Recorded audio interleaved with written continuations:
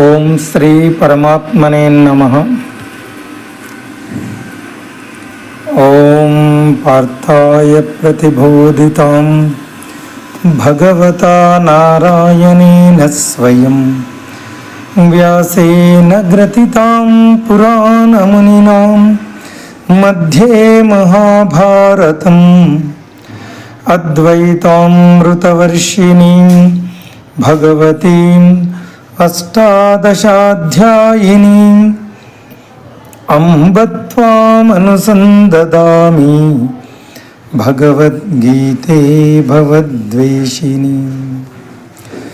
నమోऽस्तु వ్యాస విశాల బుద్ధే పుల్లారవిందాయతపత్రనేత్ర येन त्वया भारततैलपूर्ण प्रज्वालितो ज्ञानमयप्रदीप. प्रपन्नपारिजाताय तोत्रवेत्रैकपाणये ज्ञानमुद्राय कृष्णाय गीतामृतदुहे नमः. वसुदेवसुतं देवं कंसचाणूरमर्दनं देवकी परमानंदं कृष्णं वंदे जगद्गुरुं.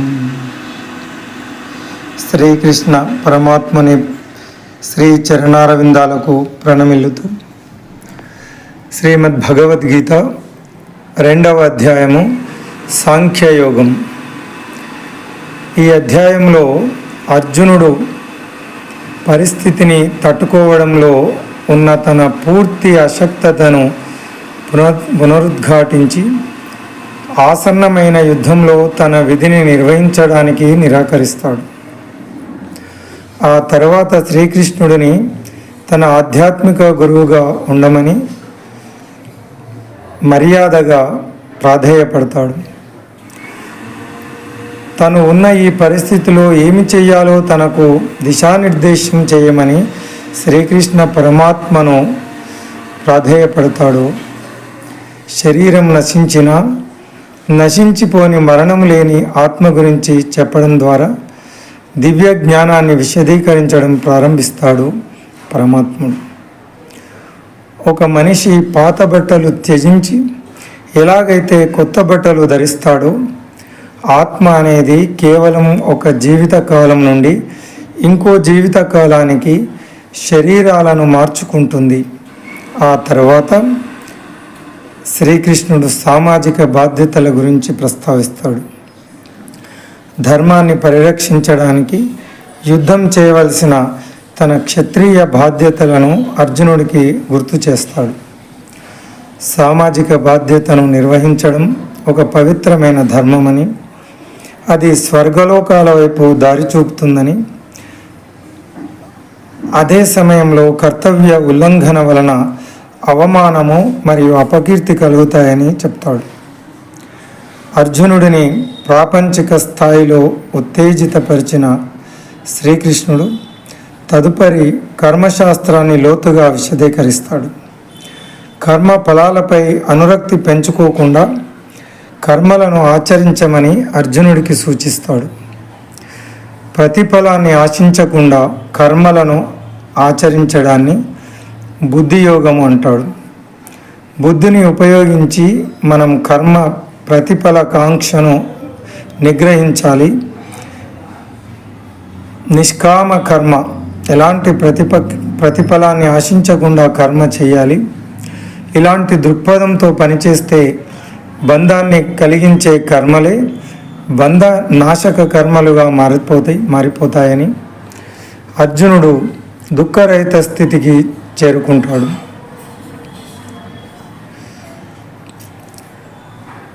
కర్మ బంధాలలో బంధించబడి అర్జునుడు ఉన్న పరిస్థితిలో శ్రీకృష్ణ పరమాత్ముడు ఈ దివ్య జ్ఞానాన్ని బోధిస్తున్నాడు. ఈ దివ్య జ్ఞానంలో స్థితులై ఉన్న వారి లక్షణాల గురించి అర్జునుడు అడుగుతాడు. దానికి జవాబుగా శ్రీకృష్ణుడు ఆధ్యాత్మిక జ్ఞానంలో స్థితులై ఉన్నవారు మోహము, భయము మరియు క్రోధములకు అతీతంగా ఎలా ఉంటారో విశదీకరిస్తాడు. వారు సుఖ దుఃఖాలను సమానంగా స్వీకరిస్తూ అన్ని పరిస్థితులలో ప్రశాంతంగా ఉంటారు. వారి ఇంద్రియాలు నిగ్రహించబడి ఉంటాయి. వారి మనస్సు ఎప్పుడూ భగవంతునిలో లీనమై ఉంటుంది. మానసిక క్లేశములైన కామము, క్రోధము మరియు లోభములు ఎలా ఎదుగుతాయో మరియు వాటిని ఎలా నిర్మూలించవచ్చో దశల వారీగా శ్రీకృష్ణుడు విశదీకరిస్తాడు. సంజయుడు ఇలా అంటున్నాడు: జాలి నిండిన వాడే శోకతప్త హృదయంతో కంటి నిండా నీరు నిండిపోతున్న అర్జునుడిని చూసి శ్రీకృష్ణుడు ఈ విధంగా పలికాడు అని ధృతరాష్ట్రునికి సంజయుడు వివరిస్తున్నాడు. శ్రీ భగవానువాచ కుతస్త్వాకశ్మలమిదం విషమే సముపస్థితం అనార్యజుష్టమస్వర్గ్యం అకీర్తికరమర్జున. ఓ ప్రియమైన అర్జున, ఇలాంటి క్లిష్ట సమయంలో ఈ చిత్తభ్రాంతి ఎట్లా దాపురించింది? ఇది గౌరవనీయ వ్యక్తికి తగదు. ఇది ఉత్తమ లోకాలకు దారితీసేది కాకపోగా అపకీర్తి పాలు చేస్తుంది అంటాడు శ్రీకృష్ణుడు అర్జునుడితో. మన పవిత్ర గ్రంథాలలో ఆర్య అన్న పదం ఒక జాతిని లేదా తెగను సూచించేది కాదు. మనుస్మృతి ఆర్యన్ అన్న పదాన్ని అత్యంత సంస్కారవంతుడైన వ్యక్తి అని నిర్వచించింది. ఆర్యన్ మంచితనాన్ని సూచిస్తుంది. ఆంగ్లంలో పర్ఫెక్ట్ జెంటిల్మెన్ అన్నట్టుగా. వైదిక గ్రంథాల ప్రధాన లక్ష్యం మానవులను అన్ని కోణాల్లో ఆర్యన్లుగా, మంచి వ్యక్తులుగా, జెంటిల్మెన్గా అయ్యేటట్లు ప్రోత్సహించడమే. శ్రీకృష్ణుడు అర్జునుడి ప్రస్తుత పరిస్థితి ఆ ఆదర్శానికి విరుద్ధంగా ఉందని తెలుసుకున్నాడు. మరియు ప్రస్తుత పరిస్థితిలో ఆదర్శవంతంగా ప్రవర్తించడం ఎలాగో తెలియని అతని అయోమయ స్థితిని సూచిస్తూ మందలిస్తున్నాడు. భగవద్గీత నిజానికి ఇక్కడ నుండే ప్రారంభమవుతుంది. ఇప్పటి వరకు మౌనంగా ఉన్న శ్రీకృష్ణ పరమాత్ముడు ఇక మాట్లాడడం ప్రారంభిస్తున్నాడు. పరమాత్మ మొదట్లో అర్జునుడిలో జ్ఞాన పిపాసను పెంపొందిస్తూ ప్రారంభిస్తున్నాడు. దీనికోసం అతని అయోమయ పరిస్థితి అగౌరవమైనదని, ధార్మికుడైన వ్యక్తికి తగదని సూచిస్తున్నాడు. తదుపరి అర్జునుడికి తన చిత్త భ్రాంతి వలన కలిగే బాధ, అపకీర్తి, జీవితంలో వైఫల్యం మరియు ఆత్మ భ్రష్టత్వం వంటి వాటిని గుర్తు చేస్తున్నాడు. శ్రీకృష్ణుడు అర్జునుడిని ఓదార్చకుండా అతన్ని తన ప్రస్తుత పరిస్థితిపై అసౌకర్యంగా భావింపచేస్తున్నాడు. మనం అయోమయంలో ఉన్నప్పుడు అది ఆత్మ యొక్క సహజ స్థితి కానందువల్ల మనకు అసౌకర్యంగా ఉంటుంది. అలాంటి వ్యాకులత సరైన దారిలో పెట్టబడితే వైదిక జ్ఞాన సముపార్జనకు ఒక శక్తివంతమైన ప్రేరణగా ఉపయోగపడుతుంది. తనకున్న సందేహానికి సరైన సమాధానం దొరికితే వ్యక్తి మునుపటి కన్నా లోతైన అవగాహన తెచ్చుకుంటాడు.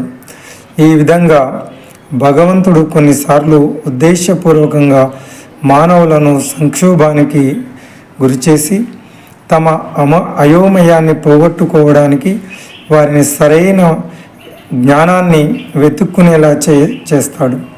చివరికి ఆ సందేహ నివృత్తి అయినప్పుడు ఆ వ్యక్తి ఉన్నత స్థాయి అవగాహన దశకు చేరుకుంటాడు.